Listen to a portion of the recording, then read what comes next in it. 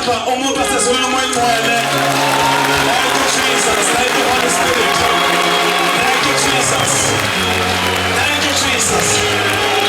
Thank you Jesus. Thank you Holy God.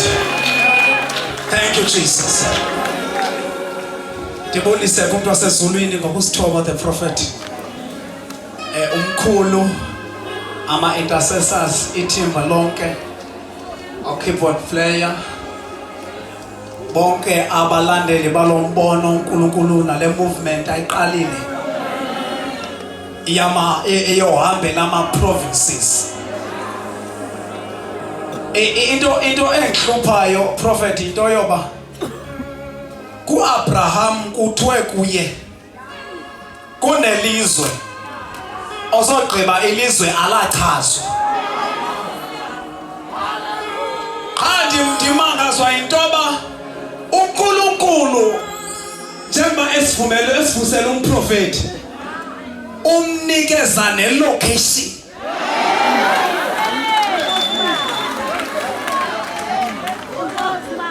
Ngoba kuyingxaki ubeka sidubula singayazi uba sidubulaphi.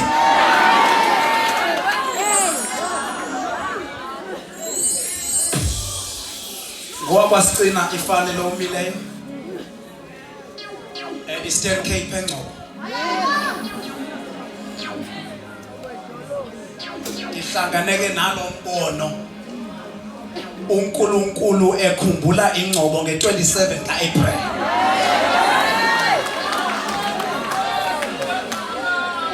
Zininzi ke izinto bezikade zisenzeka phayana ezibhlungu.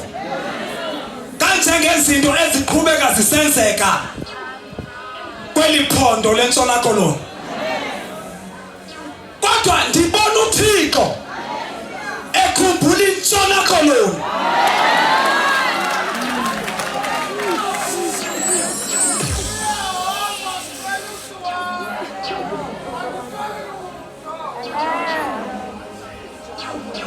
Hey, imanyani ke lento sikulapha le.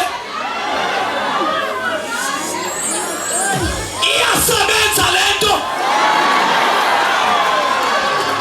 Iyasebenza.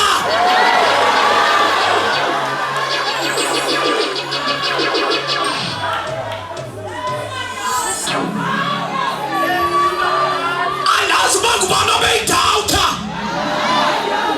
Kodwa le ndawo izoqinisekisa wena.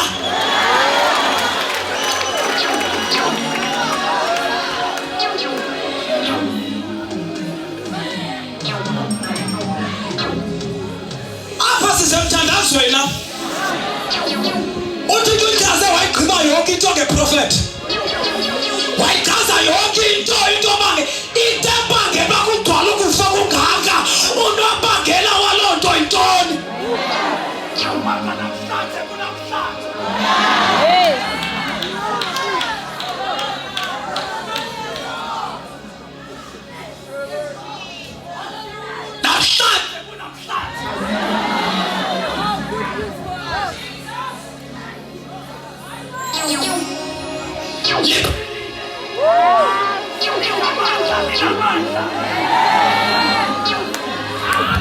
Jesus. Izinto zikhona sibekho ngalo. Asikwazi uba uhlala phi ngoba lingekho. Kodwa simangaliswa ukwenza kwakho. Selizokwehla kulo mhlaba waseCape Town. Don't leave any stone unturned. Ikashoko kaparatai.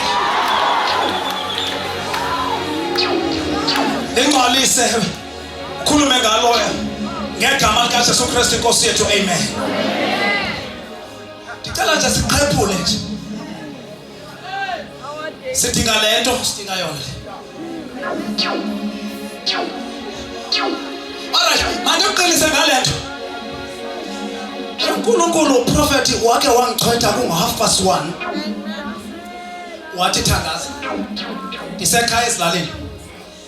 Ndathandaza I've started praying 1:30. Uqaphela kwami xa ndithi amen bengo 7:30 ekuseni. Xa ndithi amen sangena isigijimi ngegate. Sathi intoni uyenzayo apha kule ndawo? Ucinga fana uba ungubani? Jonga ke mntanam. Naba beze ngale pace uzangayo abazange balenze ixesha. Nathi masenjongana naye ndathi qhude manikiniki. Asikondala zombili no.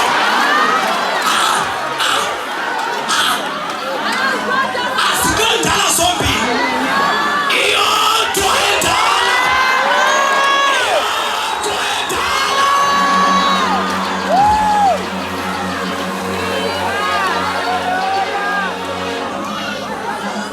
Wazothi uyababona mosabantwana abaseziyoyoyo apha baba ngamaqhoba eyidalabiswa nathi ewe ndiyababona kungenxa yenu. Wathi uxelelwa ngubani nale? Ndixelelwa ngumntu wasezulwini. Wathi uyavuya wena. Wathi mamela apha ke. Wena uqale uthandaza ngo1:30. Ndikuvile ngoku rakhabashandayo apha. Eva sisu buqali uthandaza ngelantsimbi. Ndiye ndanesiswa sixuzelayo ndade ndanyanzela uba mandiye ngasese. Ndiyacela ke mntakasicina. Next time xa uphinda uthandaza ungajongi kwecala ngasekhaya. Wolata prophet wathi jonga nabo mabubali nata nobabubali nata nobabubali. Xa uthandaza khawukhombe phaku.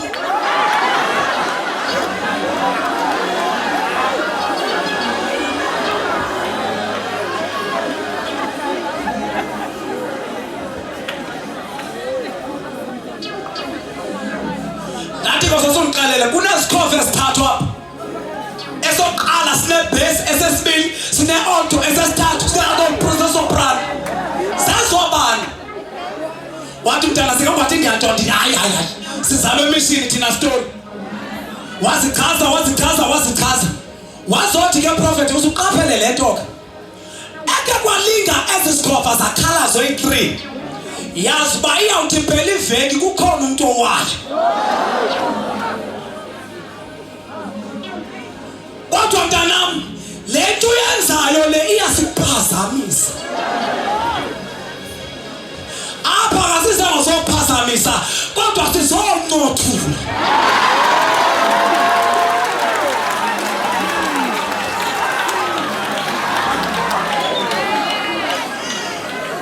Ecela ophethe iBhayibhile lakhe mama cela undiyele kwincwadi Zizenzo zabapostile chapter 16. You will read it from verse number 16. Hey, abantu abatsha bakhona?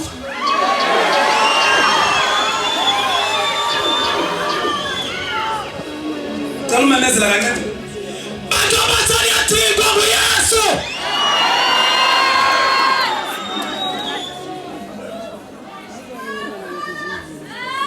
Yes.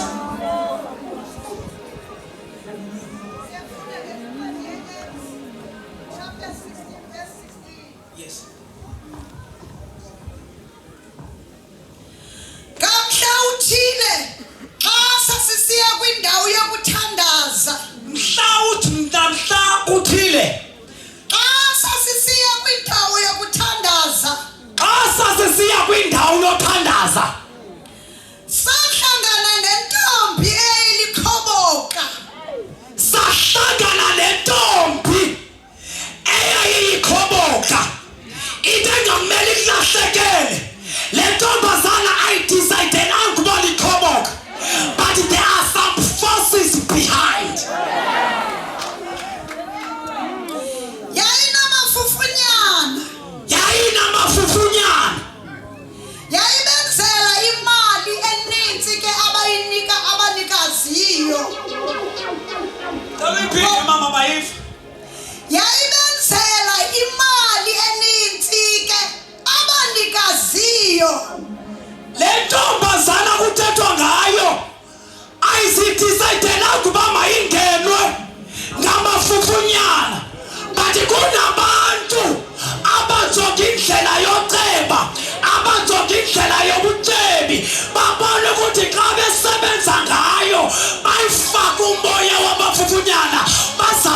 neba.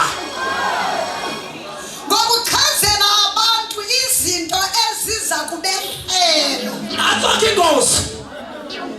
Intaba ngebayifaka imali. Kungenqaba ibisithi mayidibana nawe. Uqala noyibona. Ithi sakubona siviwe siqina. Uthi gqum. Ulakaze. Ikbize ngegama lakho nefani yakho. Ibize iminyaka yakho nedate yakho.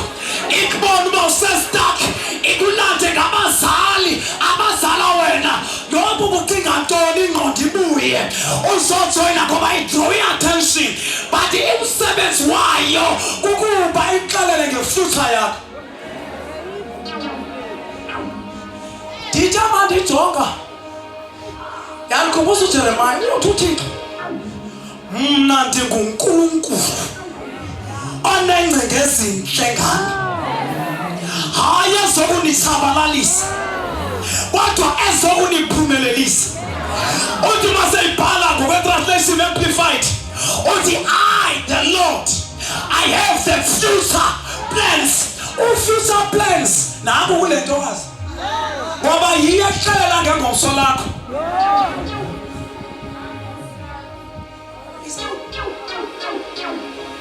Yasilandela sinoPaulos ikhwaza isithi lamadoda angabakhonzi bakaThixo uPhezukonke aba ayonelanga njengobavu yarelaxa but ubuNkulunkulu bukaNkulunkulu obukuyo nakubeni bebukinezelwa ngamafufunyana bulonda bulandelela ubuNkulunkulu obuphethwe ngamadoda.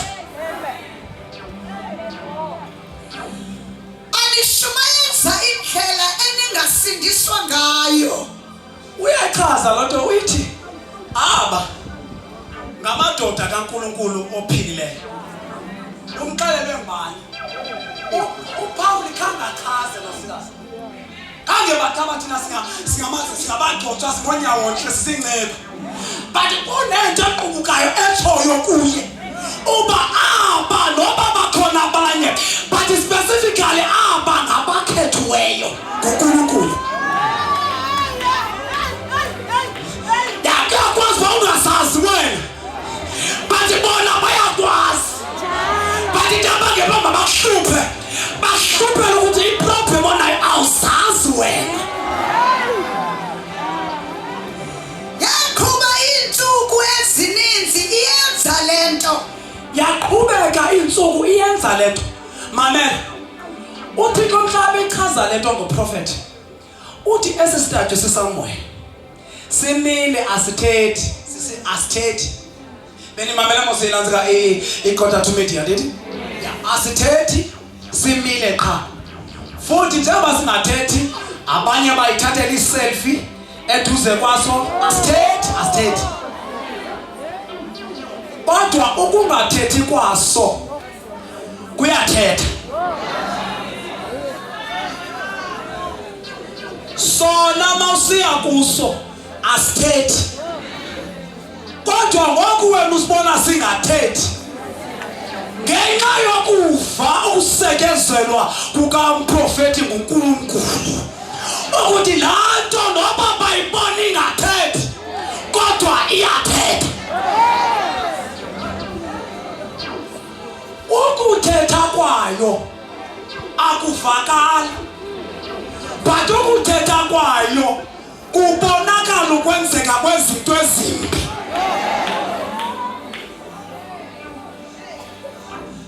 Impalalo gazi ibiqala igqibela isizolo from today.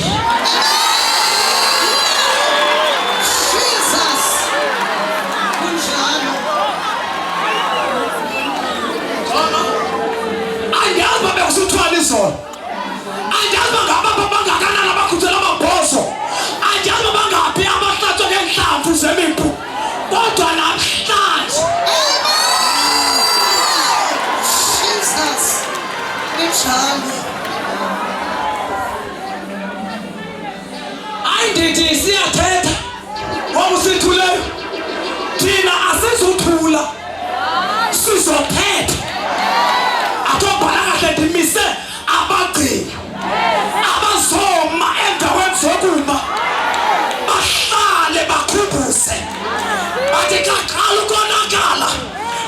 sikuthuleleni ngesikhathi esinje. Uzovuswa abo bantu apha. Amen.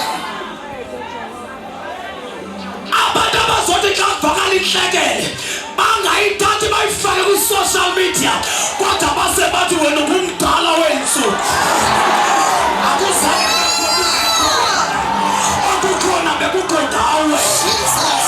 Uyabusa phezulu, uyabusa. Jesus. Siyayazi nale yenzekayo. Jesus. Wena iqakanga. Yenza into Thixo. Jesus. Yaphuma insuku ezininzi iyenza le nto yade yamthukuthezela uPawulosi. Wajika wathi kulo moya ngegunya lenkosi, ngegunya legama likaYesu Kristu ndithi phuma kule ntombi. Aphuma kwangoko amafufunyana. Hallelujah.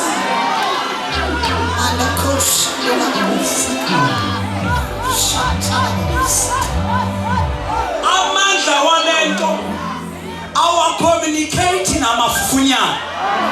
Kodwa amandla walento abangena amafufunyana mawaphume noba sathanda uhlala.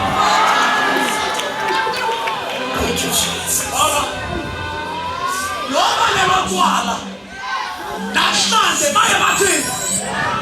Wathi ngegama likaYesu.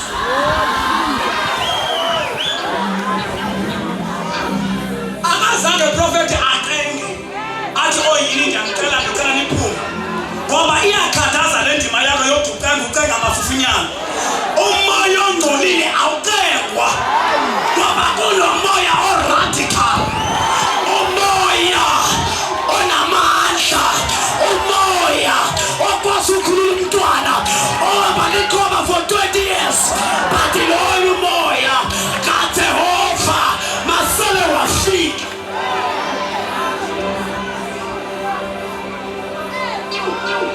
Ulengiswalenga mithi tata msholo kwa immediately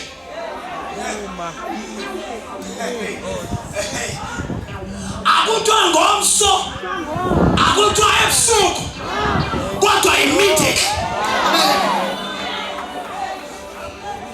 Izama Wajika wathi kulo moya ngegunya legama likaYesu Kristu ndithi phuma kule ntombi. Aphuma kwangoko amafufunyana. into engamele ukulahlekele na kunento ezimbini is very important.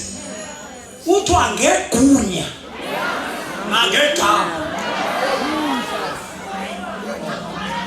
Ethi uYesu linikezwe mna igunya phezulu ezulwini.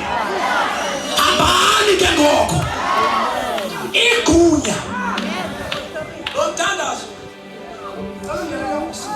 1 Corinthians chapter 15 verse 45. So the prophet.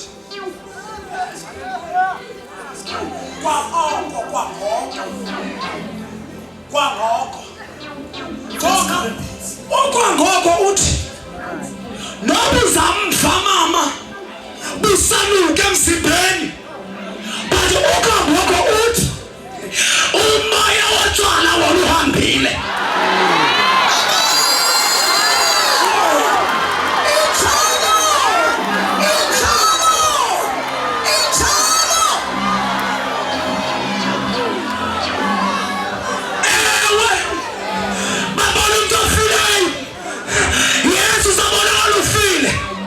But umoya wakuphila ukomphathisile.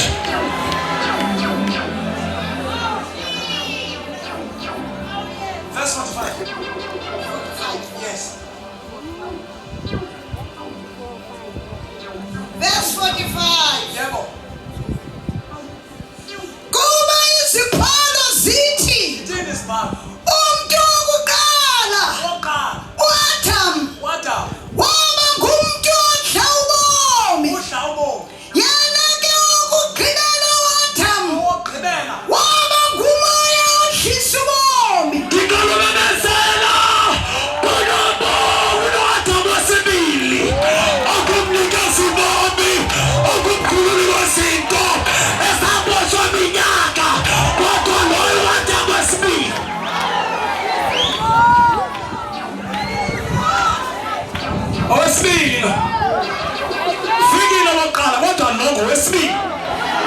Namakhosi azaqala athi okwagqibela umnqakathi. Lo owesibili ufika i-background yakho ingathembisi. Ufika imeko yakho imekuza. Ufika ikhaya lakho lingabhekela abantweni. Ufika abantwana bakho bexakile. Ufika umshado wakho unyekenyeke. Kodwa lo wesibili unikeza ubomi.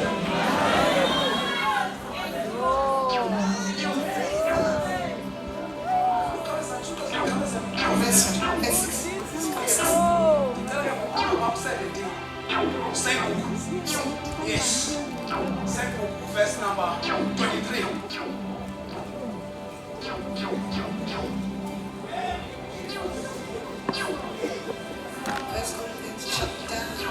Chapter 7, no, second, is the end of chapter 17. Verse 23.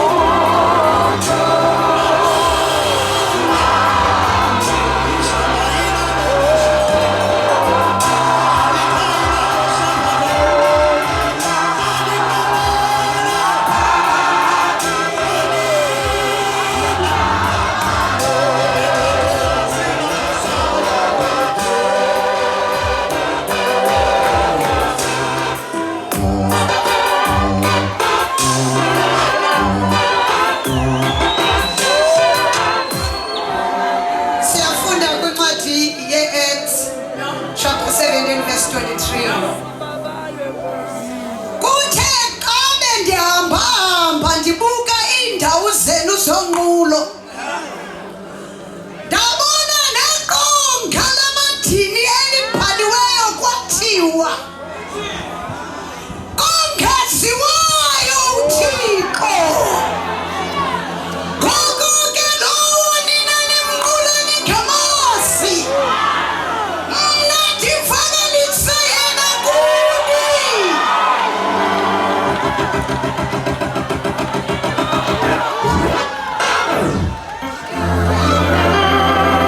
Nathi manje hlelo ndingqungaqunga kwesi sihleko.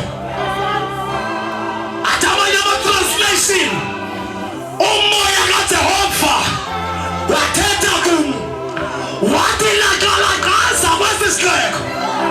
Uthi ndithe mandibheka ndabona inkitha yabantu onkulunkulu okanye yamanye ama-altare. Andondela ngobheka ndafumaniswa kune-altare elibhaliweyo libhalwe unkulunkulu ongaziwa.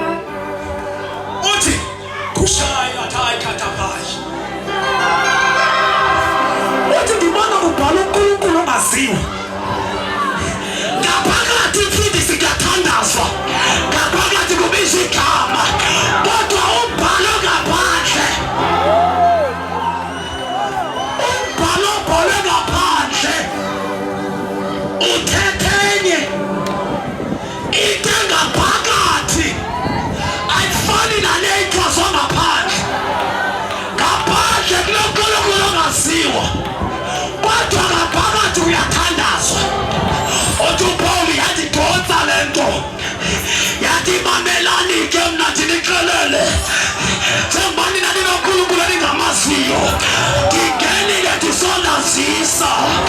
Oraka palatalata. Kela sota kapalata. Rako sataka. Otinadisona sisake. Loyo kulukulu. Manelani keti kuna keske siketi kancane. Funa sihle nje kancane. Mina ngizochaza loyo nkulunkulu. Ngizochaza loyo nkulunkulu ongaziwa. Lo nkulunkulu ithi iBhayibheli John chapter 11 ubikelwa udaba lwefriend yakhe uLazarus. Ithi iBhayibheli akuba eqelelwe noNkulunkulu asimbone yosabela ngosheshe waqhubeka wangathi akavanga nto. Ithi iBhayibheli uLazarus uyagula ngaphaya and nemeko yakho seyibucayi kakhulu and ngoku kuchazelwa yena uNkulunkulu inendawana echaza lomfundisi ethi uLazarus underline umhlobo wakho and le ndawo ithi umhlobo wakho babecinga fanba yeyona nto ezomenza uba makangahlali but sibone ubeka nomsebenzi akanaka. Ithi iBhayibheli wagula uLazarus wade wafa uLazarus selefile asimboni ezovela ayazi amakhosa ezosabela imeko kwenze njani but sibona isimanga still obekelelwe akaveli. Malungiselelo funeral lo ebekelelwe still akaveli. Yikathi ndabona ubhala ingoma athi nomenga thula akashintsha kushintshe lutho.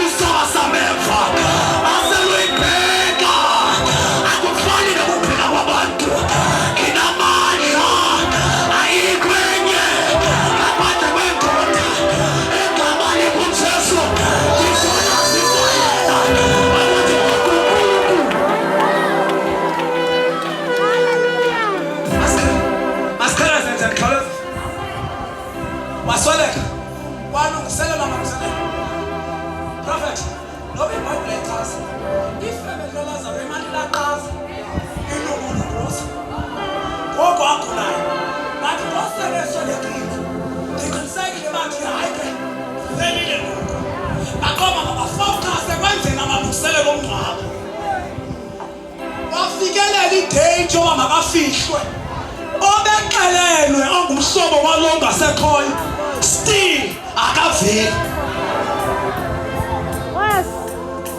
Wangcwatshwa wagejwa wathuleka labetha usuku lokuqala after ifuneral labetha lesibili kuthulekile. Ewe nempahla zakhe zasezishisiwe vele kwesuku lesithathu kuthulekile. Sibona kwisuku lesine uyabonakala evela akuMarta futhi semkhawulela uthi kubo bukhona. Yazi yini uNkulunkulu lo muntu lona ukuhamba kwalosuku beka kuwe yazi wathi akhola na uzavuka wathi ewe ngomhlaba omgqibela xa kuvuswa abanye. uMarta ushiywe ilanguage yabasezulwini Jesus. ngoba vele knowledge yakhe uyazi ukuba vele ngosuku lokugqibela la ukhalikile ngoba azavuka uthi ngiyazi abese yaphendula uJesu athi ani maqala mayiqondi kahle ndim uvuko Jesus. wena usayikhomba ngomhla wagqibela jonga nakho umhla wagqibela ume phambi kwakho Jesus.